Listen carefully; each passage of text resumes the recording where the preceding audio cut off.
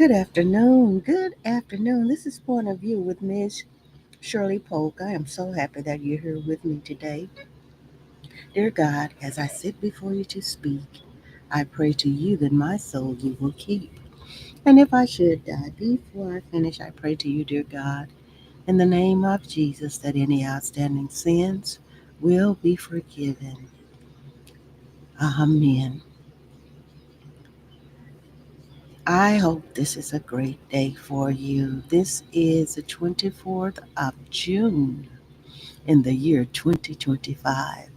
But that being said, whenever you're listening, if it's 2030, 2040, 2050, whenever you're listening, just this advice is good for you, wherever you are, whenever it is, just like it is on live today.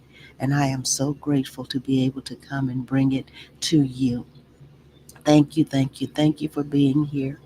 Are you completely satisfied with your life? Are you happy? Are you content with the life you live? Is there something you feel is not quite fulfilling to you, even though you're stable, you are satisfied, content to be in the life. You're happy in this present life that you're living, whether you're married, in a relationship uh, where you have not uh, said your vows to each other, committed yourself as husband and wife, or so is there something that might be missing and you haven't had enough um, uh, what should I say, strength or courage to even say it in your mind? Is that happening to you? Has it ever happened to you where you just say, sometimes you want a little bit more, but it depends on it. Are you happy? Are you content? Are you satisfied? So I'm going to go into the difference between content and happy. And I don't think it's anything wrong. It just depends on the degree you go to try to tweak your life. It has to be within the boundaries of your life. It has to be where it won't interfere with your life. And I'm saying no outside interference from other people, anything like that, like affairs, anything like that. I'm not saying promoting that because that's not what I'm saying. Sometimes there can be something in our lives that we feel we're missing, but we just can't pinpoint it. Have you ever felt like that? Do you feel like that now? Well, I'm going to try to help us out today with some information, but I want to go and talk about the difference between content and happiness. The difference, and I got all my stuff already set up here. Now, let me get to it. I might have to pull that up again, but that's okay. I'll do it. The difference between being content and happy. Let me pull it up for you. I'll have to type it in. Difference in happy. I think I'll add satisfied in there too.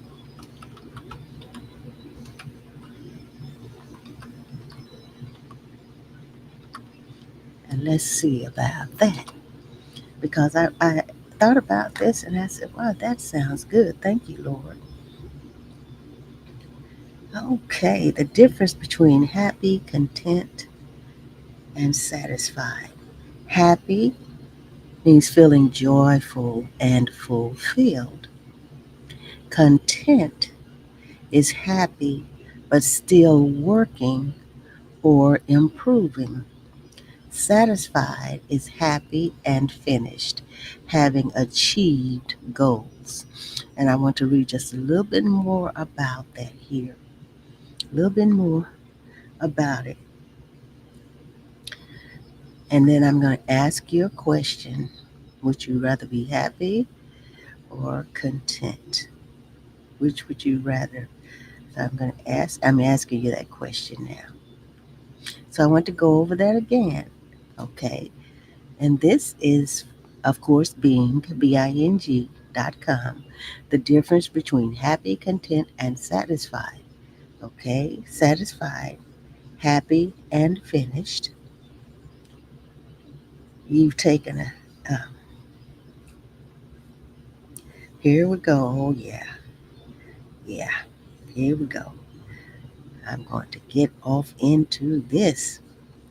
I like it. And like I said, I'm praying for families that are going through different uh, experiences now. I'm praying for the Blaylock family, Bishop Ronnie Blaylock of Kingdom Work Outreach Ministry here in Dallas. And he's also the nephew of Superintendent Kelly Davis, my husband by marriage. So praying for Lady Diane Blaylock, Adrian, their daughter, and their grandchild, and all of the family. We're praying for each of you. And I will keep you informed as I get information. I will give information to you. But I am praying for our family. I can include myself in that too because I've been in this family for over 32, 33 years. 31 years, I believe. Okay?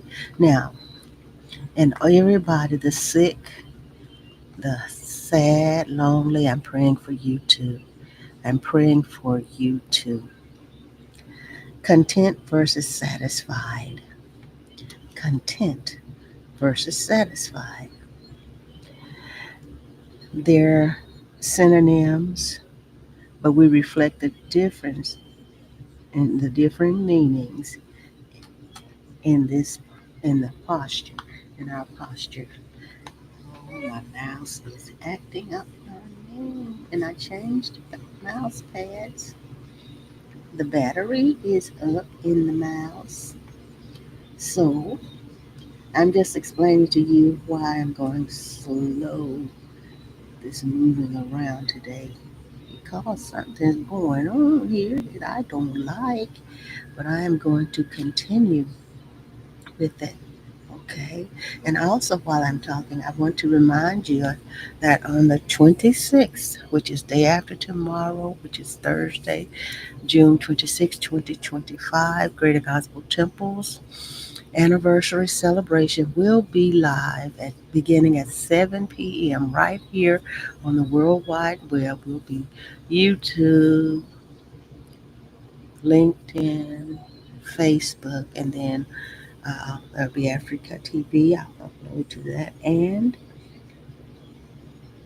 Twitch.com. Content versus satisfied. So please celebrate 59 years with us, okay? Content versus satisfied. They're synonyms, but we reflect the differing meanings in our posture. Satisfied, happy, and finished. You've taken action, you've gotten uncomfortable, and you've accomplished your goals. You are ready to rest on your laurels. That's what satisfied means, okay? According to this posture. Content means happy but still laboring. You've started, you're improving, but you haven't arrived. You're still hungry and you're not ready to pat yourself on the back. When you strive for satisfaction, you begin to look for an end. And when there is an end to your work, you allow yourself to think about cutting corners to get there. Instead, try striving for contentment. You'll be okay with realizing your work is never done. You hear that?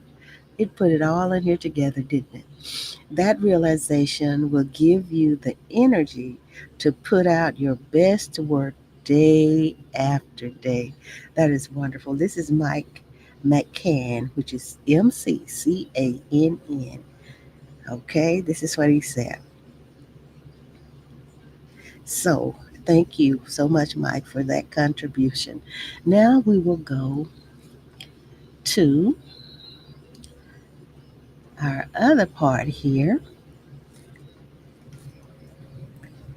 which was the difference between, I need to close out some of these so that I won't be going back to them.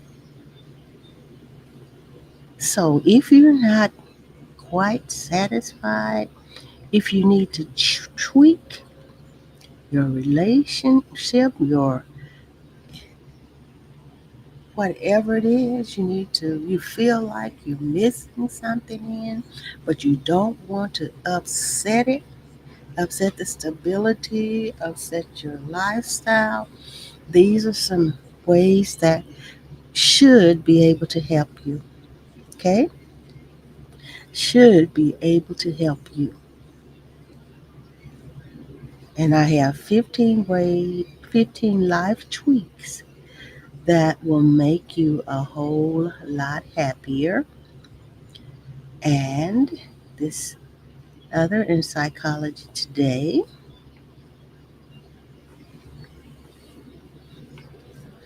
my mouse. Okay, content. Let's see. Be happy, and this is Richard E. Cytovic. Okay, Cytowic, MD. And would you rather be happy or content? The choice matters. Oh, wow. Two words connote a world of difference. Happiness has, contentment doesn't need. Happiness has, contentment doesn't need. This was posted in 2013 on the 5th of February, okay? And it is revised May 29, 2020. Now, as we get into it, small decisions help negotiate life. Big ones are about moments of change when life takes a new direction. If you have thought in advance about what matters most, you'll be able to recognize happiness when it stares you in the face. Otherwise, not. Okay? This is a circumstance for most people, and I believe you can probably attest to that. And I'm not saying that you're not happy, but sometimes something seems to be missing. Even though we're happy, we might be content, but maybe not quite satisfied. And we need to weigh the issue before we start acting on the feeling, okay? The way we feel. So, this is the circumstance for most people. So, and I repeat, if you have thought in advance about what matters most, you'll be able to recognize happiness when it stares you in the face. So, small decisions help negotiate life, big ones are about moments of change when It takes a new direction. So if you have thought in advance about what matters most, you'll be able to recognize happiness when it stares you in the face. Otherwise, you won't, okay? And this is a circumstance, according to this piece, with most people, the difference between happy and content.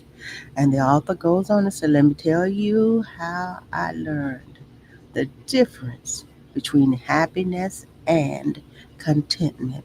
And like I said in the beginning, sometimes we will not allow ourselves because we look at it, we know we're blessed, and we know that we want to stay in our present lifestyle. We love our families, we love the ones we're with, we love them, but there seems to be just a little bit of something that hasn't quite been filled, okay? Somewhere, somehow. So the distinction doesn't sound like much, and people use both terms to indicate a general state of felicity, but words have the power to change us, and that is so true.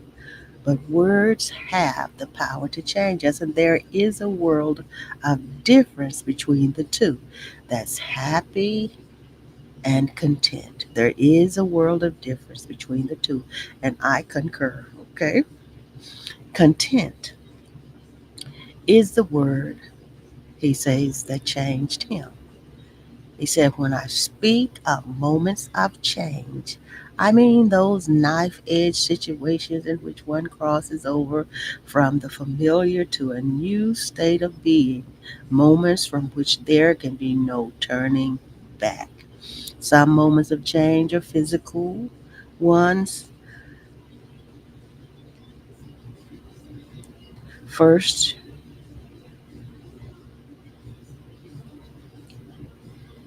things.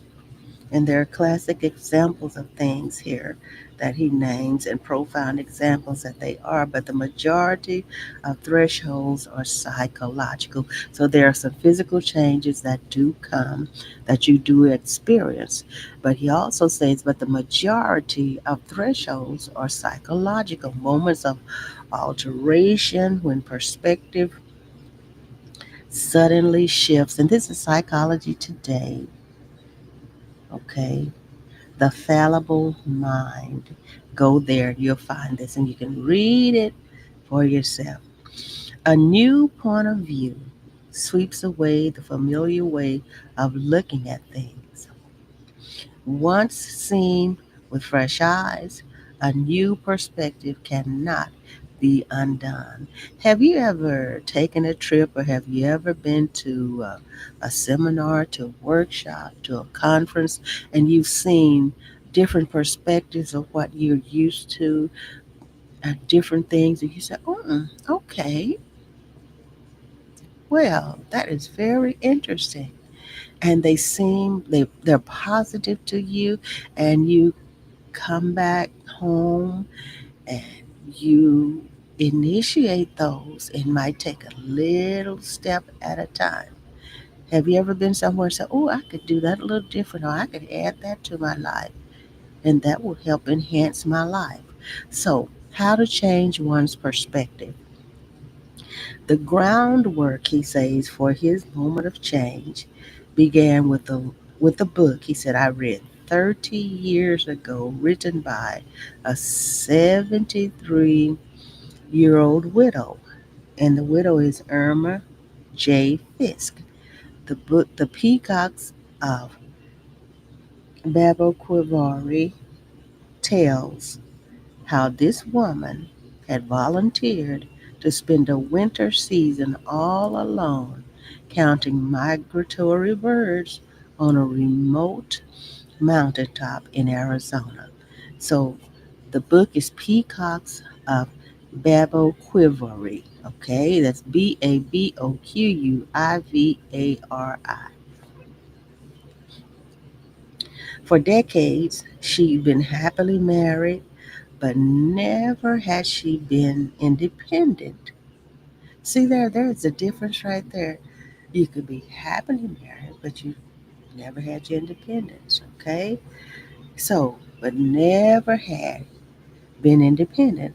Her dependence on men was partly a factor of her generation. She'd been born in 1908 and partly the result of circumstance. First, her father had taken care of everything and made decisions for her. Then, the devoted husband, whom she had married young, handled all the couple's affairs.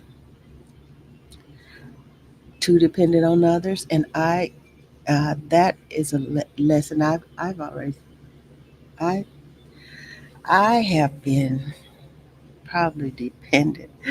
If Daddy was here, Mom was here, you could independent. You could ask them about it. But anyway, thank God for a strong mother, a strong daddy that taught us to be independent, but yet able to, hmm, how should I, to live with someone and love them and have them love us back. Okay, I'll say it like that. Okay, so too dependent on others. The husband had been her rock.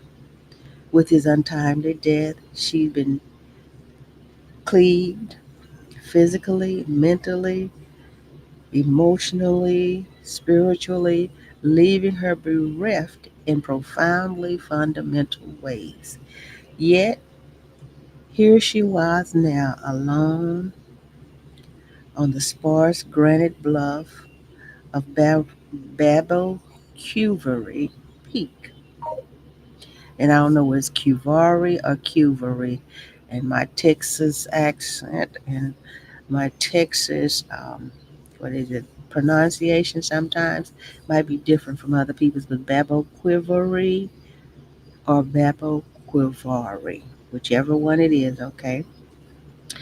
So, yet here she was now, alone on the sparse granite bluff of Babel Quivari Peak, where her winter shelter, a 15 by 20-foot cabin with no telephone or electricity.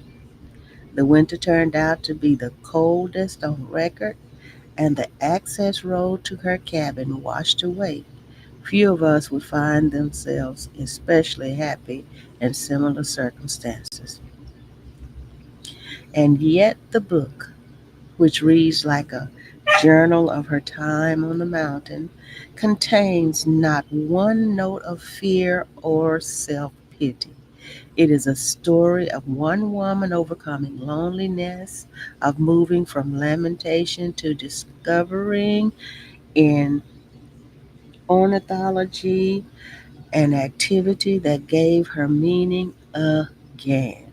At the beginning, she writes, I passionately wished each night for years that I might wake up dead in the morning. Then, by the end of her saga, there is this. I have listened to too many women in second marriages envy me by envy me my independence. Okay, now this is where she started out. Let me go back because this is very important.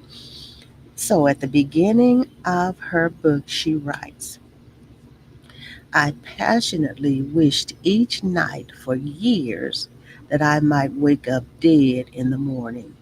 Then, by the end of her saga, there is this. I have listened to too many women in second marriages envy me my independence. There are worse things than loneliness. Widows haven't many options. Not at my age, she says, and she says she's 33, and that, not 33, excuse me, 73. 73. And that really hits home. It's amazing. It is absolutely amazing. I cannot help it. Everybody, thank you for being here. But God never, ever fails to give me what I need and what I need to give to you and share to you. It's amazing. Widows haven't many options. Not in my age, she said. Contentment is not the same as happiness, but it is a very solid state. And she said, my emphasis, okay? It was this last sentence that struck me, he says. Why it stood out, I cannot exactly say. The author was a careful writer. Her voice was precise, her vocabulary rich and engaged. Why did she pointedly contrast happiness and contentment, and moreover imply that the latter was a lesser state of being? That was how I read her words. This is what the author said. Now we're going to the dictionary definitions versus first-hand experience. And so he goes on to say, the author of this piece, which is in Psychology Today, okay, and it is the fallible mind is what he's writing under. Dictionary, so go to the fallible mind and you'll find his work.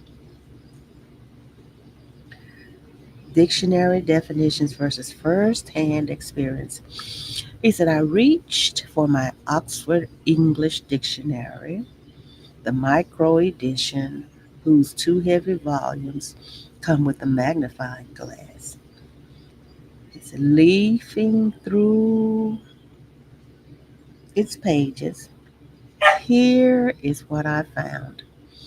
Now, he's been over there relaxing until I came over to the computer.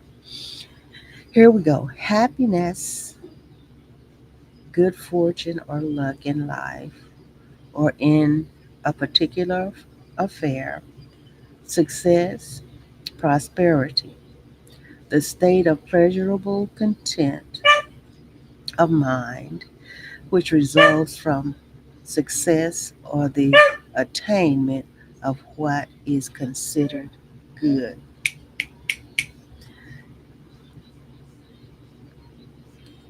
So that was what he came up with in the dictionary.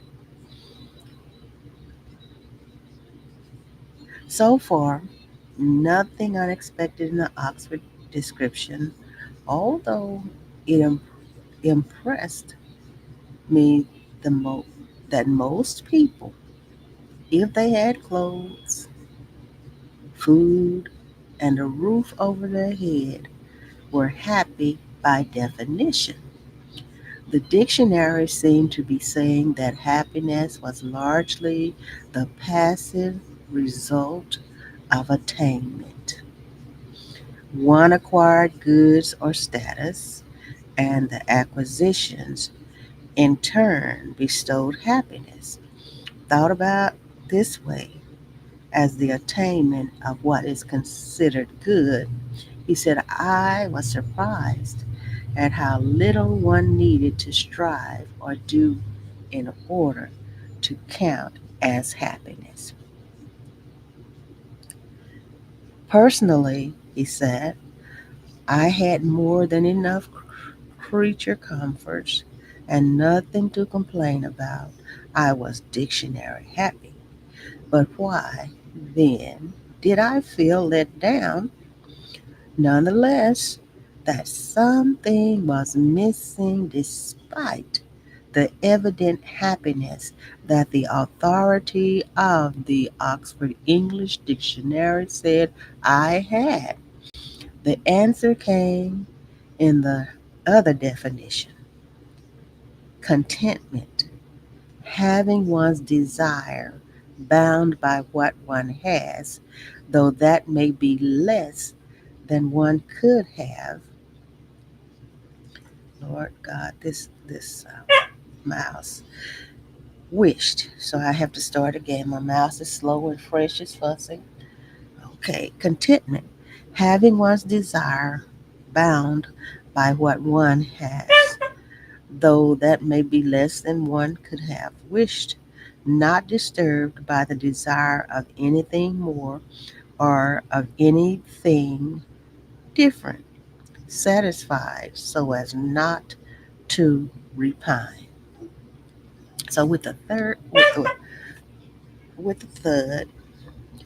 I set the book down, scarcely able to imagine that exalted state, a life so sufficient and fulfilled that desire would not disturb me. If only I had to laugh because back when I was young, I was plagued by desire, beset by dissatisfaction in work, in relationships, in every aspect of my life. Restless, irritated, and discontent. I found nothing okay the way it was and desired just about everything to be different until I mediated hard on what conditions would make me happy and found contentment right in front of me. So we read the difference between happy and content. This is so interesting, isn't it?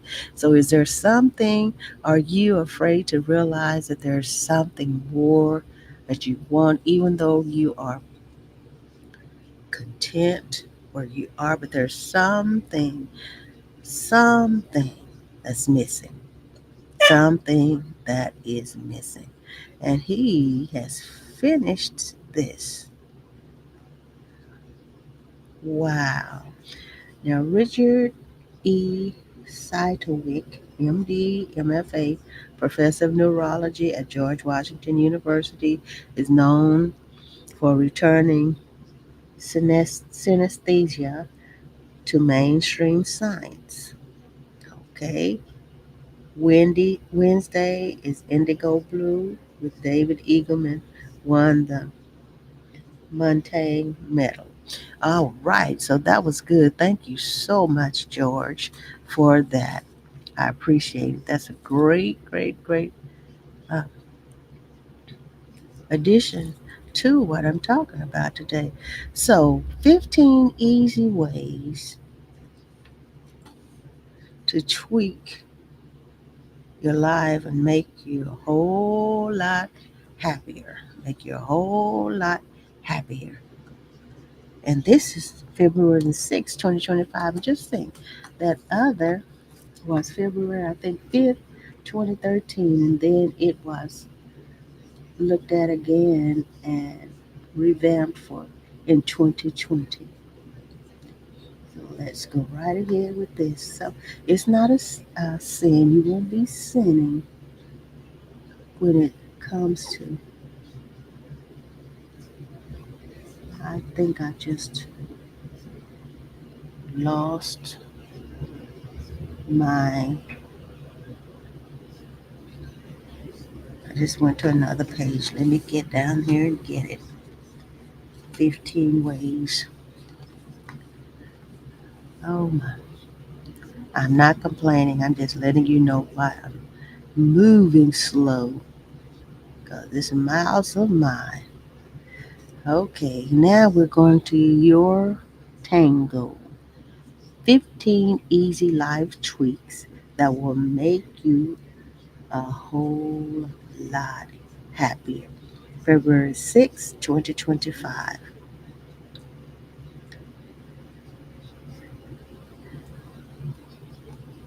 And this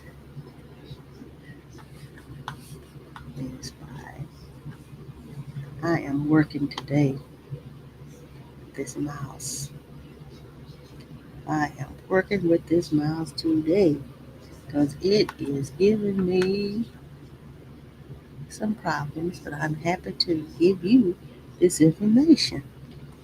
So I'm going to keep on working with it until, and I want to remind you again of Greater Gospel Temple Church of Praise and Worship's 59th anniversary celebration right here, God willing, on Thursday evening, the 26th of June, which is Day after tomorrow in 2025, we're celebrating the 59th anniversary. 59th, Ella Davis, Kelly Davis, and missionary Hazel Williams Davis started Greater Gospel Temple on that day.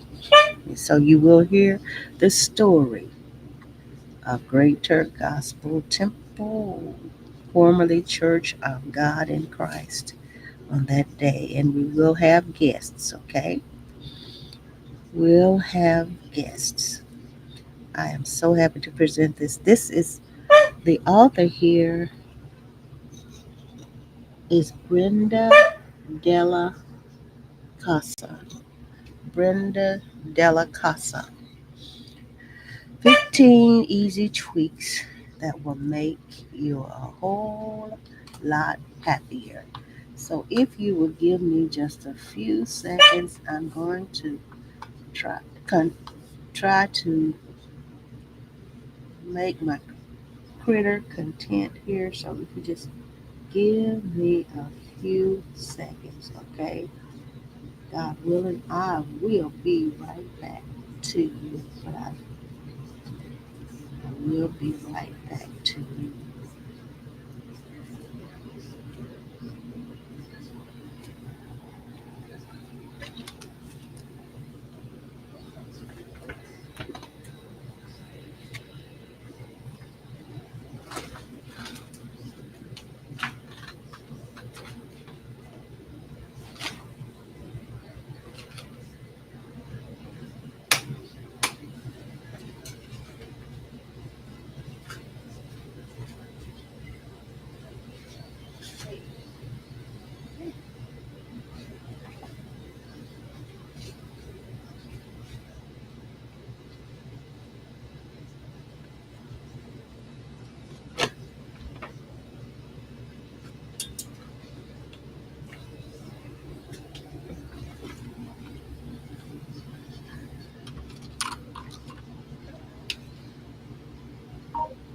Hopefully, hopefully, he, that will help him. He can see me now. So I want to go right ahead because we only have 20 more minutes and I don't like to impose on anyone's time. You are kind enough to be here with me for 1 hour and I appreciate it, okay? So this is yourtango.com and this is by Brenda Della Casa, updated February 6, 2025.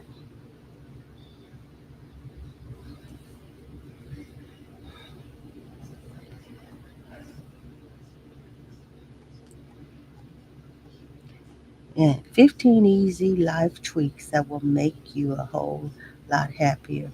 And I don't believe He'll hold it against you if you realize and you admit to yourself that there are some things that need tweaking in your life without having a desire to leave your life because you're happy and to a point you are content, but you need something just a little bit more. So here are 15 ways to tweak it. 15 ways to tweak it without messing it up, okay? Forget the massive life overhauls and toss the idea that you need to change everything once and for all. So forget that, toss the idea that you need to change everything once and for all.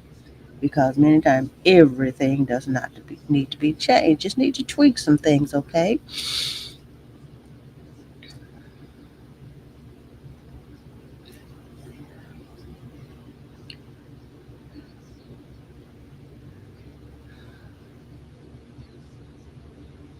The truth is that small changes can offer big rewards Recent research, you see there, that research is in here. Recent research shows that relatively small changes in sleep, exercise, nutrition, and behavior lead to improved mental health. In light of that information, the author tells us she's going to share some easy life tweaks that will make you happier and have you moving to the front of the line and leading the charge almost instantly. So she puts a disclaimer here. She said, be warned, you're about to find yourself feeling so much better. So here are 15 easy little tweaks that will make you a whole lot happier. Thank you so much for being here with me. Number one, put yourself out there as a mentor. The first easy life tweak that will make you a whole lot happier is to put yourself out there as a mentor. There's a good chance the skills, talent, wisdom, and knowledge you've acquired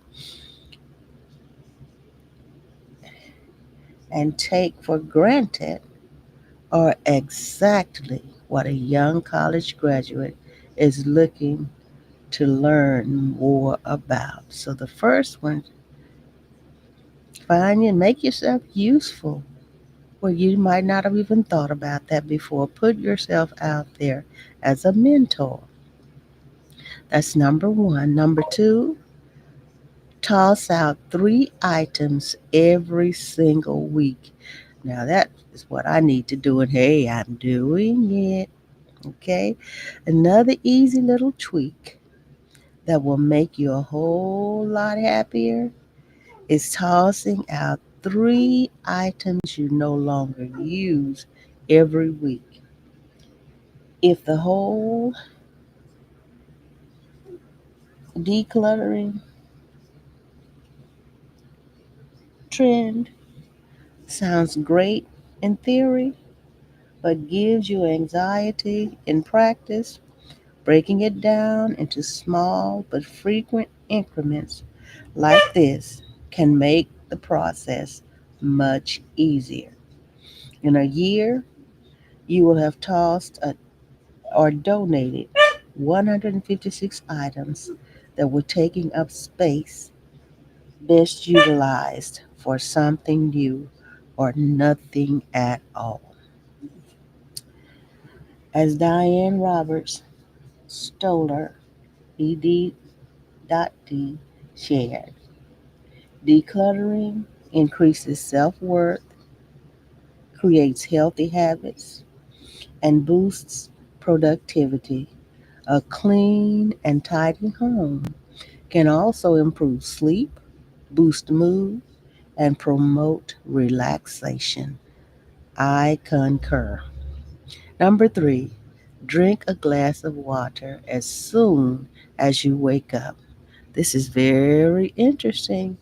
Drink a glass of water as soon as you wake up and drink one every other hour. Within a week, your energy will be higher and your skin, hair, and tummy will be much smoother. Beauty from the inside out.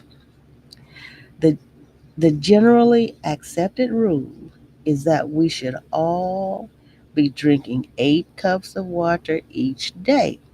Most of us are aware that doing this is good for our physical health and energy levels, but a survey of 2,000 Americans found that respondents who drank 10 or more glasses of water a day reported being very happy as well as very energetic and very successful. I like that.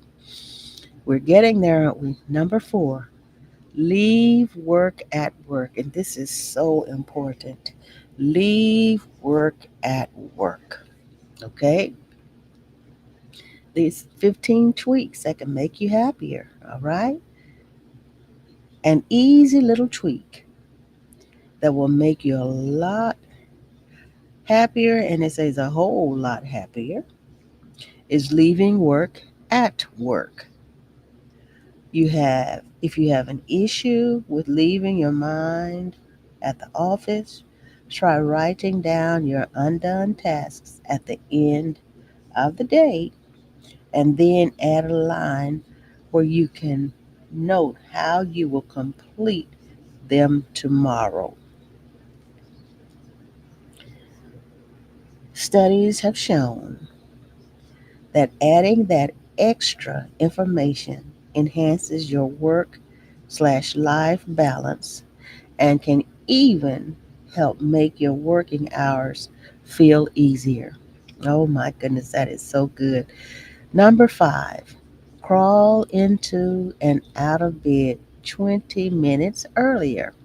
Crawl into and out of bed 20 minutes earlier. That balances it, doesn't it? Researchers found that rising early can boost mood, lead to greater life satisfaction, and minimize mental health problems. So these effects are even greater as you get older. So, starting this habit now, if you start it now, you can only help you feel even happier down the road. Then here we go to number six. Approach every human exchange with a desire to learn something. Approach every human exchange with a desire to learn something. Another early and easy life tweak that will make you a whole lot happier is approaching every human exchange with a desire to learn something. We all have wisdom to share and lessons to pass along. Clear the filter and pay attention, and you'll walk away a bit more developed. Research from New York University found that new and diverse experiences are linked to enhanced happiness. Study co author Catherine Hartley noted, okay, our results suggest that people feel happier when they have more variety in their daily routines, when they go to novel places and have a wider array of experiences. And that is true. That is true. Seven, pay close attention to what you're putting out there. And this is very important. Pay close attention to what you're putting out there. Your vibes work as a magnet, attracting and repelling. So, an easy life tweak that will make you a whole lot happier is to pay close attention to what you're putting out there. People can read you and those vibes, negative or positive, they can feel those. Oh, yes, they can. And that sets the mood. It could set the mood for what you're doing, some project, uh, something you're participating in, that what you're projecting out affects other people. So if you walk around scared, you'll attract people who want to perpetuate your fear either with their own anxiety or by controlling you. So if you walk around owning your personal power, you'll attract the a following. If you walk around finding things to be happy about, happy you will be. So, now I want to do this again. If you walk around scared, you'll attract people who want to perpetuate your fear either with their own anxiety or by controlling you. If you walk around owning your personal power, you'll attract a following. If you walk around finding things to be happy about, happy you will be. Number 8, keep your head in the clouds and your feet on the ground. And I like that song by Earth, Wind, and Fire. Keep your head to the sky. Keep your head to the sky. Oh, yes. Keep your head in the clouds and your feet on the ground. An easy life tweak that will make you a whole lot happier is keeping your head in the clouds and your feet on the ground. The idea that being real means you need to be negative is wrong. You hear that? Repeating this, the idea that being real means you need to be negative is wrong. And so is the notion that being positive means you need to border or on delusion with a smile plastered on your face. So I must repeat this, okay? The idea that being real means you need to be negative is wrong. And so is the notion that being positive means you need to border on delusion with a smile plastered on your face. I know you got that. Number 9, take responsibility for your own decisions. Take responsibility for your own decisions. Remember the first piece we had where the lady that the author of that piece talked about, she had not been independent for most of her life, but she learned to be independent. Another easy life tweak that will make you a whole lot happier is taking responsibility for your own decisions. The way others behave and live their life isn't under your control, and you don't need to work around feeling bad about their choices. That said, what you choose to do is on you. Oh, I like that. I like it. So, as F. Diane Barth explained, research has shown that a sense of agency provides us with a greater sense of competence, even when it involves taking responsibility for mistakes or negative behaviors. And feeling competent leads to greater happiness. Feeling competent leads to greater happiness. Number 10, embrace moderation. Embrace moderation. Embracing moderation is an easy life tweak that will make you a whole lot happier. It sounds limiting, but in reality, a little bit of everything goes a long way. Glenn Geher, a psychologist at Sunny, SUNY, New Pals, shared that we don't naturally moderate ourselves because in ancestral conditions we didn't have to.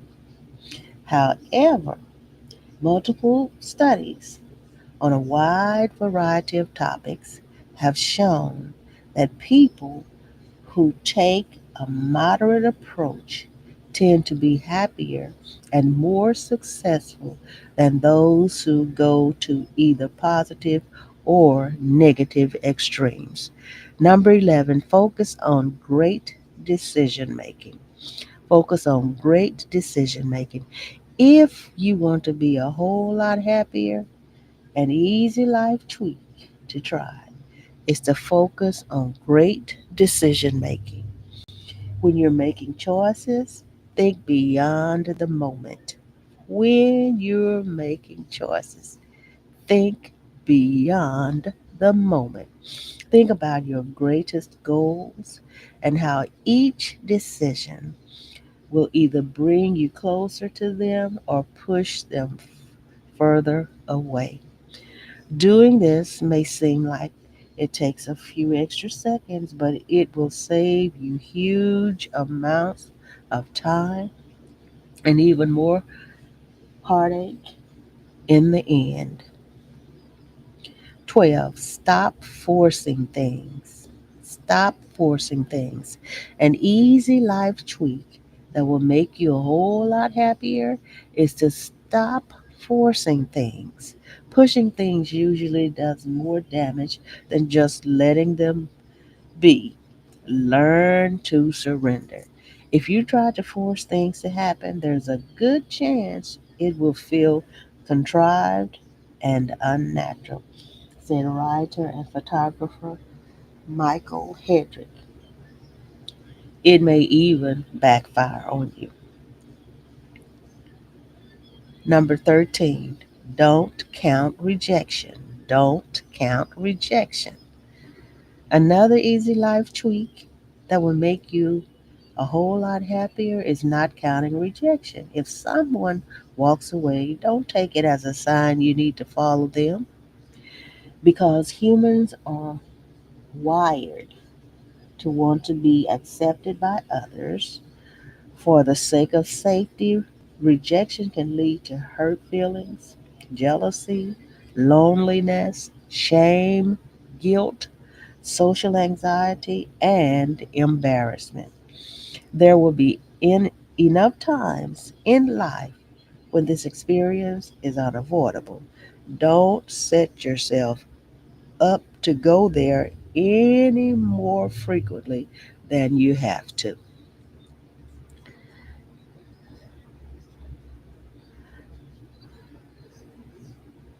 Number 14, we're getting there. Say please and thank you. We were taught that, and I do it today. Say please and thank you.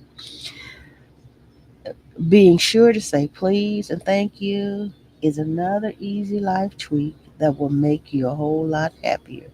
Do this every single time you ask for something, and then someone and when someone does something for you, even if it's just giving you a compliment, do this every single time you ask for something. And when someone does something for you, even if it's just giving you a compliment, I came on it 3 minutes after, so I will be finished by then. Being polite and expressing gratitude will change your relationship with the world, guaranteed. Number 15. Number 15. Love being alive. Oh, yes, love being alive. The final easy life tweak that will make you a whole lot happier is to simply love being alive. For all of the ups and downs, challenges, and setbacks, there are amazing moments and gorgeous connections that make being here on this earth much more than the struggle we sometimes allow our fears, worries, and pains to convince us it is.